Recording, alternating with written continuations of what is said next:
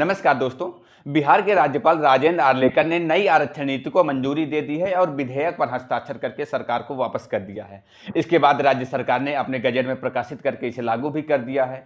इस विधेयक के तहत बिहार में नौकरी और शिक्षण संस्थानों में आरक्षण का कोटा 60% से बढ़ा करके 75% कर दिया गया है, यानी कि 15% और ऐड किया गया है। इसमें नई आरक्षण नीति के तहत अनुसूचित जाति के लिए आरक्षण को मौजूदा 16% की बजाय 20% कर दिया गया है और अनुसूचित जनजाति यानी कि एसटी के लिए 1% की बजाय 2% कर दिया गया है और पिछड़े वर्गों यानी कि ओबीसी के लिए 12% आरक्षण की बजाय 18% कर दिया गया है और अत्यंत पिछड़ा वर्ग यानी कि ईबीएस के लिए 18% आरक्षण की बजाय 25% आरक्षण की व्यवस्था की गई है।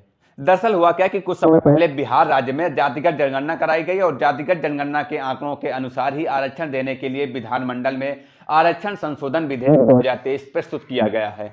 इस विधेयक को बिहार विधानसभा में 9 नवंबर और विधान परिषद में 10 नवंबर को सर्वसम्मति से स्वीकार कर लिया गया है। इसके बाद विधानसभा सचिवालय ने इस विधेयक को 12 नवंबर को राज्य सरकार के पास भेजा है, जिसे राज्य सरकार की गजट अनुसूचना के अनुसार राज्यपाल ने आरक्षण विधेयक पर 18 नवंबर को हस्ताक्षर किया है और उसकी एक प्रति मंगलवार यानी कि 21 नवंबर को सरकार को वापस कर दिया है। इसके बाद राज्य सरकार ने अपने गजट में प्रकाशित करके संपूर्ण बिहार में इस विधेयक को लागू कर दिया है। अब समझते हैं कि किसी विधेयक को विधानमंडल में कैसे पारित किया जाता है।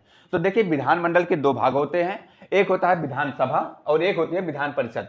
अब मान लीजिए किसी विधेयक को पारित करना है तो सबसे पहले उस विधेयक को या तो विधानसभा में प्रस्तुत किया जाएगा या तो विधान परिषद में प्रस्तुत किया जाएगा।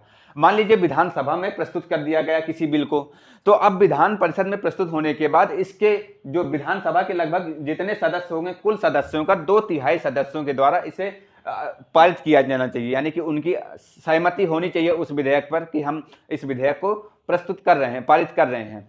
अगर विधानसभा में 2/3 लोगों की अनुमति मिल जाती है तो उस विधेयक को फिर विधान परिषद भेज दिया जाएगा और विधान परिषद में भी 2/3 लोगों की अनुमति की जरूरत होती है। अगर उस विधेयक को विधान परिषद में भी 2/3 लोगों की अनुमति मिल जाती है तो उस विधेयक को विधानसभा के सचिवालय भेज दिया जाएगा और विधानसभा सचिवालय क्या करेगा कि उस विधेयक को राज्यपाल के पास भेज देगा राज्यपाल की अनुमति के लिए।